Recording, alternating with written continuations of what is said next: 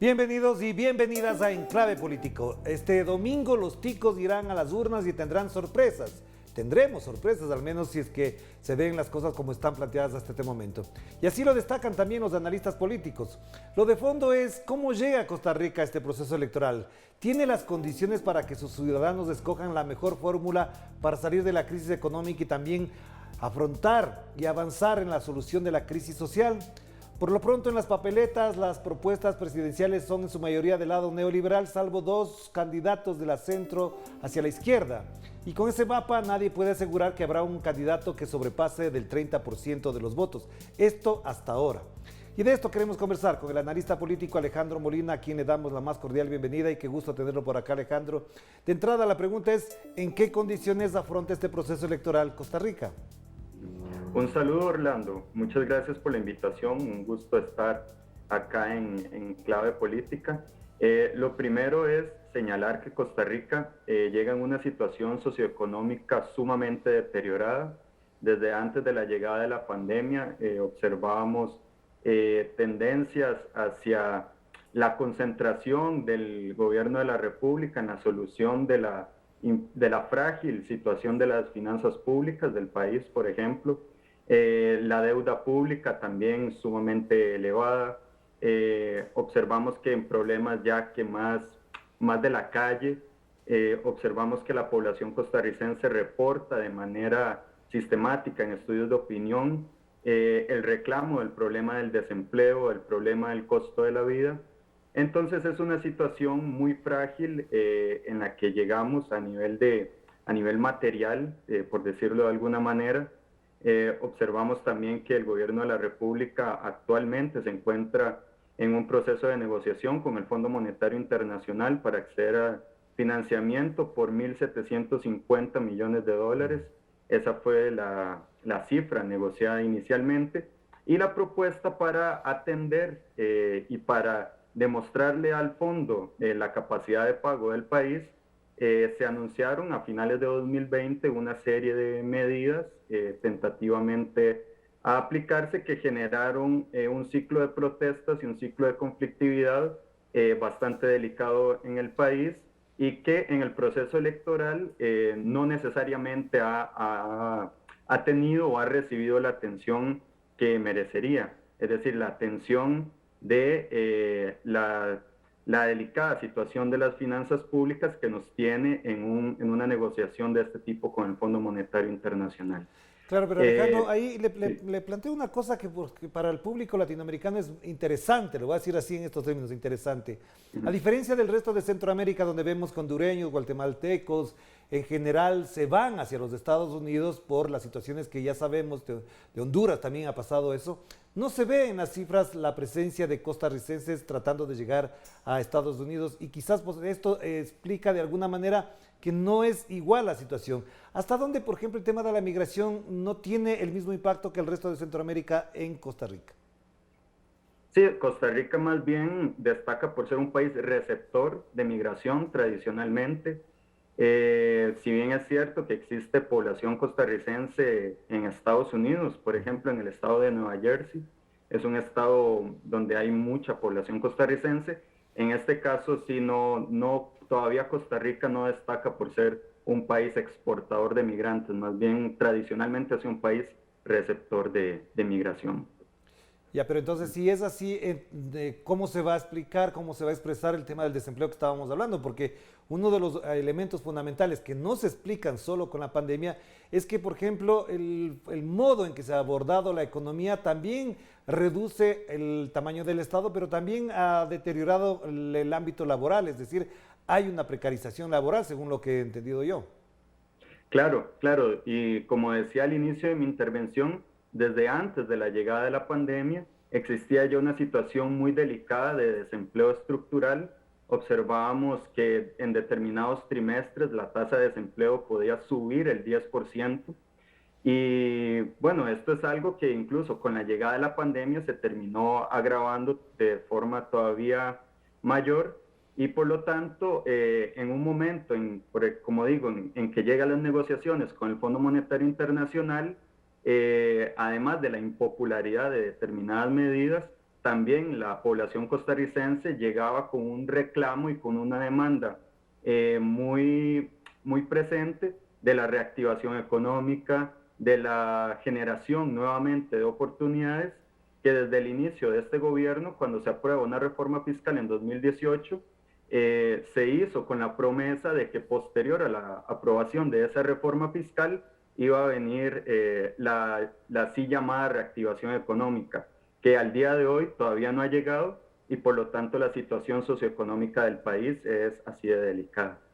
Ya, si es entonces así, ¿cómo se manifiestan las posturas y las propuestas políticas? ¿Hasta dónde este panorama, este diagnóstico sucinto, por supuesto no podemos abarcar todo, está reflejado en las propuestas de los candidatos? Porque lo que veo, al menos de la mayoría de ellos, es una especie de continuidad, aunque no se plantea así.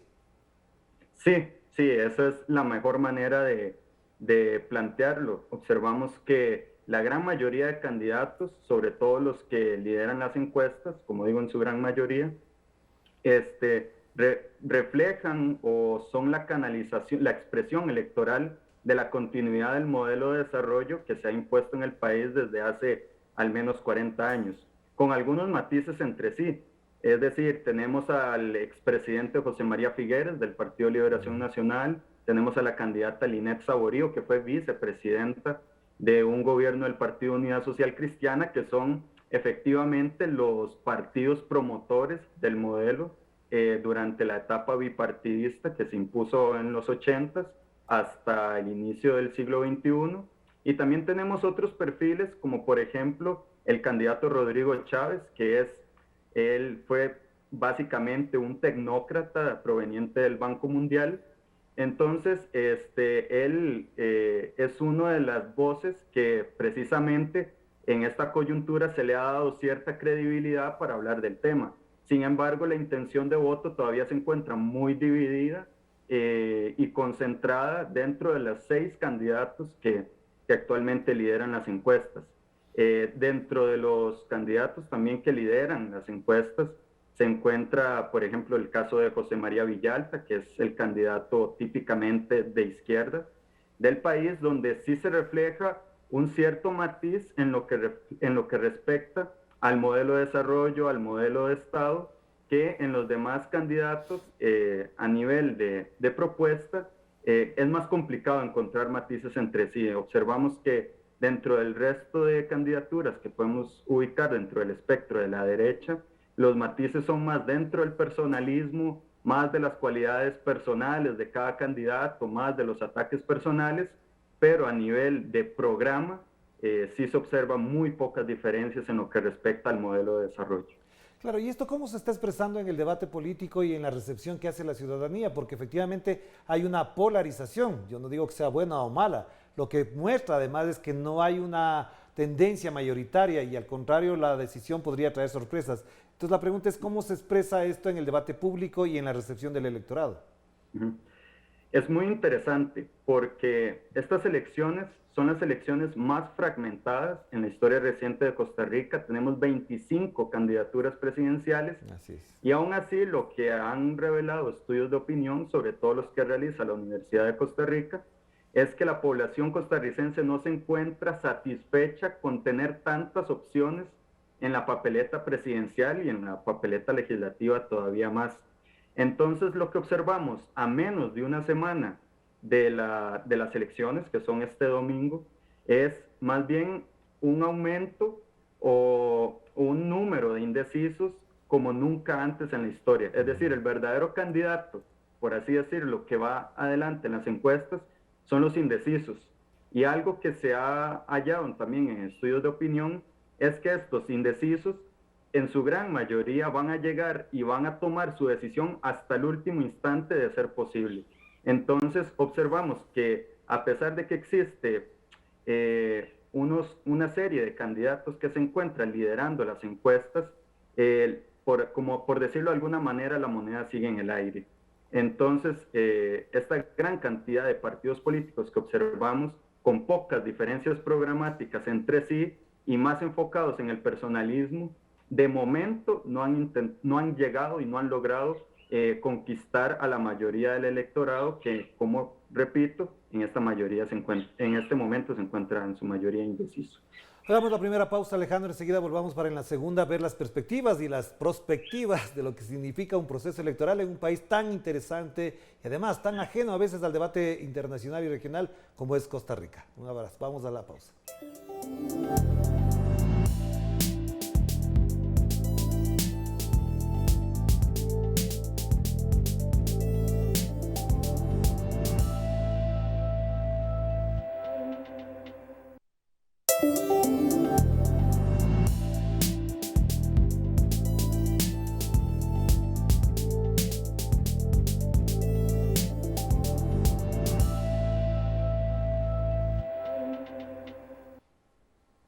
Estamos de vuelta aquí en Enclave Política y seguimos conversando con el analista político Alejandro Molina a propósito del proceso electoral de este fin de semana en Costa Rica. A propósito de eso, Alejandro, si las condiciones están dadas para una sorpresa, los expertos hablan incluso que casi el 30% de la población decide su voto prácticamente frente a la urna.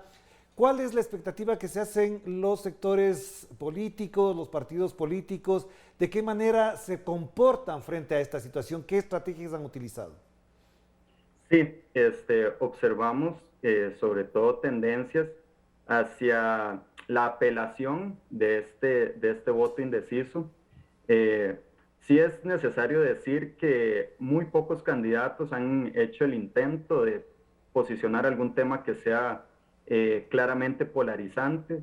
En este marco, la mayoría de candidaturas se han inclinado por este tipo de estrategia un poco conservadora, es decir, no evitar mucho el enfrentamiento, el ataque personal, a pesar de que, como decía anteriormente, la campaña ha descansado sobre todo en aspectos personales de los distintos candidatos.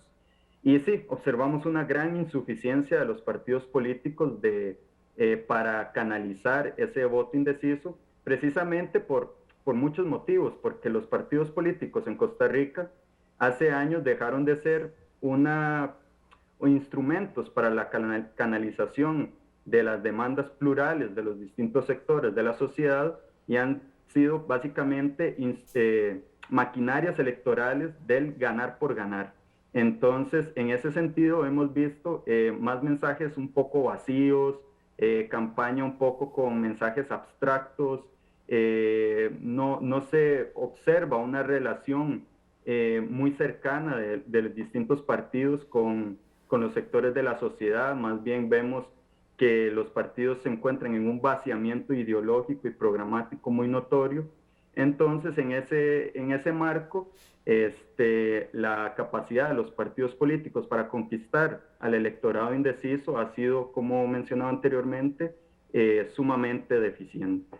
Ya, pero ahí hay un elemento también que a mí me gustaría reflexionar con usted, Alejandro, y es que en el sentido general se habla de la no política. Los políticos no quieren hacer política y no quieren hablar de política desde la condición de políticos. Y he visto dos o tres candidatos, que me reservo los nombres, que dicen que no son políticos, que ellos no llegan al gobierno a hacer política. Y uno dice, pues, ¿qué más institución política puede ser una presidencia, un Estado, un gobierno que lo que significa la política? ¿Hasta dónde cala este mensaje, este discurso de la no política, de la apolítica y del no politicismo que parecería que sí llega a ciertos sectores? Sí, algo muy relevante que hay que mencionar en ese sentido es que los partidos políticos en Costa Rica, según estudios de opinión que hacemos, por ejemplo, en la Universidad de Costa Rica, son la institución peor evaluada por parte de los costarricenses, por debajo del propio gobierno, por debajo de la propia Asamblea Legislativa.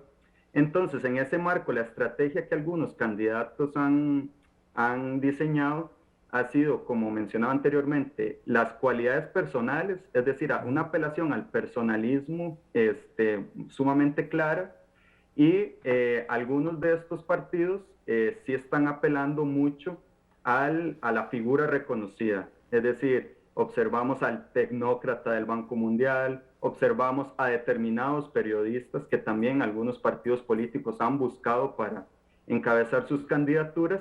Entonces, también a esto se le suma algunos candidatos que más bien han apelado a su experiencia en el sector empresarial para de alguna manera llegar y defender de manera discursiva que ellos en realidad no son políticos, sino que son hombres de negocios, hombres que hacen que las cosas sucedan de alguna manera.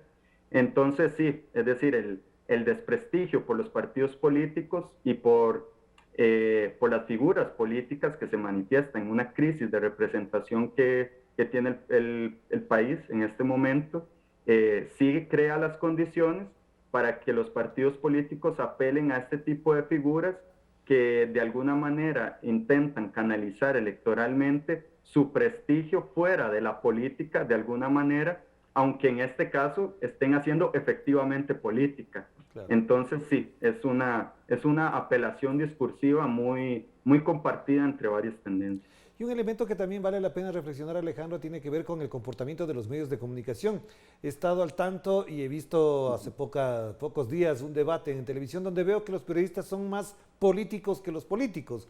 Tienen mejores posturas frente al proceso electoral donde marcan incluso la línea del comportamiento de los políticos. Esa actoría política que están teniendo los medios, ¿hasta dónde alcanza y hasta dónde modula y a veces hasta sintoniza con el electorado costarricense?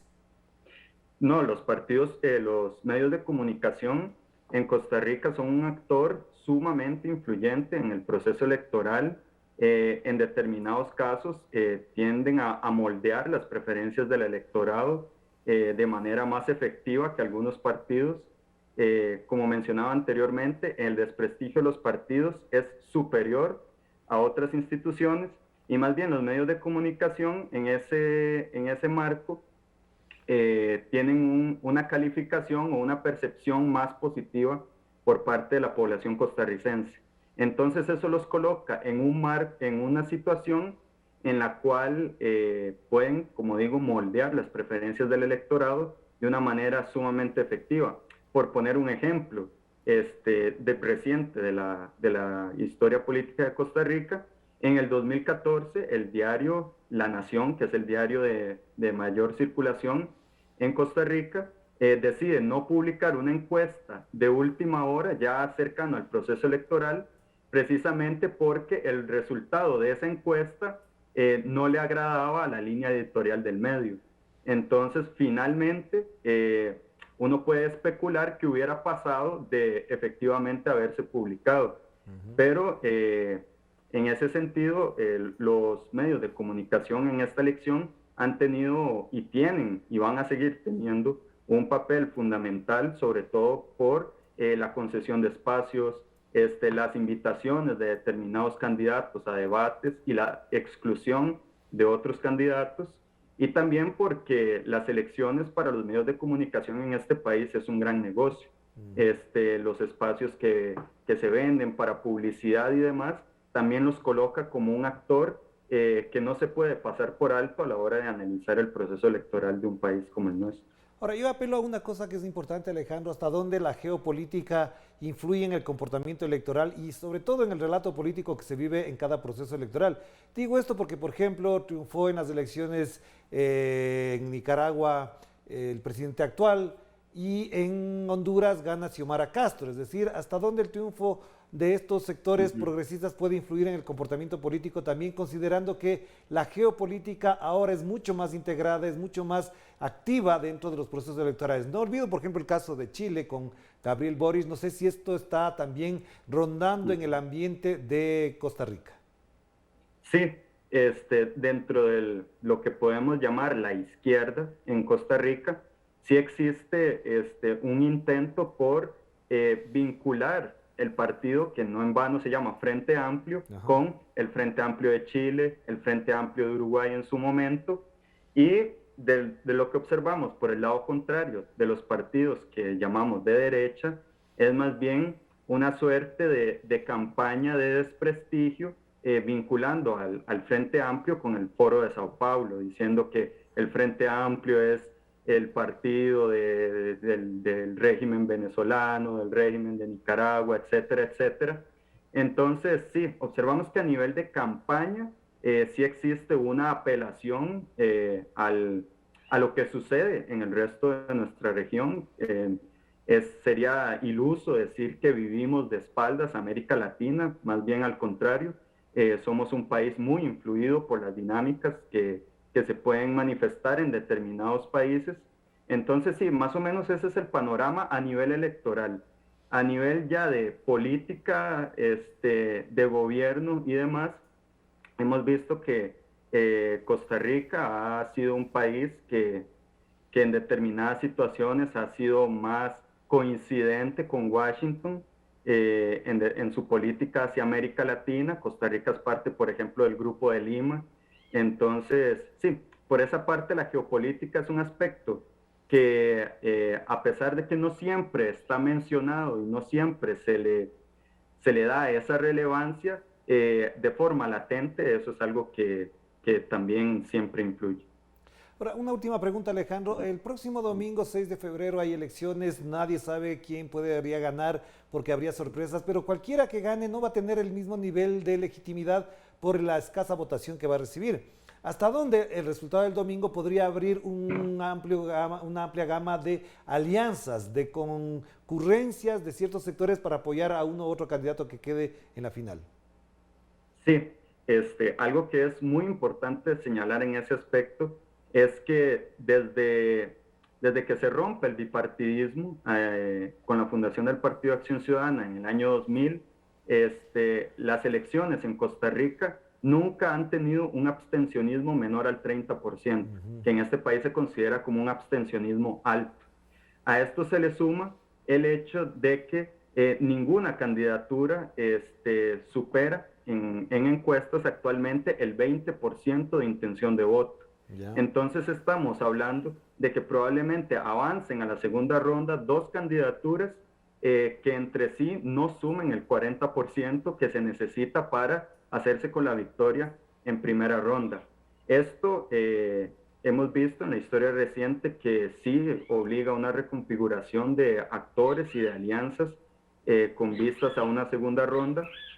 Para muestra un botón, nuestro actual gobierno del presidente Carlos Alvarado fue producto de una alianza con el entonces candidato Rodolfo Pisa del Partido Unidad Social Cristiana, que luego en gobierno eso se terminó expresando en una, por así decirlo, derechización del gobierno del Partido Acción Ciudadana y una alianza con el Partido Liberación Nacional en la Asamblea Legislativa. Entonces, estas alianzas que a lo mejor de cara a una primera ronda resultan impensables o resultan impredecibles, por la fuerza de la coyuntura y de las condiciones, de cara a una segunda ronda se vuelven una necesidad. En el Observatorio de la Política Nacional hemos calificado como una respuesta al gobierno de la República, que califica su gobierno de unidad nacional, lo hemos calificado como gobierno de unidad tripartita, precisamente porque es fruto de alianzas entre el Partido Acción Ciudadana, el Partido Liberación Nacional y el Partido Unidad Social Cristiana, que fuera de procesos electorales anteriores parecía ser una alianza impensable. Pero por esta fuerza de las necesidades de obtener alianzas con distintos actores, no solamente con partidos políticos, sino también con poderes fácticos, abiertamente diciéndolo, obliga a que los partidos hagan este tipo de alianzas impensadas. Gracias, Alejandro. Estaremos pendientes, por supuesto, del proceso electoral y quizás después del 6 nos volvamos a ver para analizar el resultado y las perspectivas de una segunda vuelta. Te mando un abrazo, que esté muy bien. No, un abrazo, muchísimas gracias, nos estamos hablando. Gracias, Alejandro Molina, analista político, a propósito del proceso electoral en Costa Rica. Elemento fascinante para el análisis, pero también con una cierta tensión porque nadie sabe lo que puede pasar el domingo y de eso seguiremos hablando en este espacio. Cuídense mucho, que la pasen bien. Chao, chao.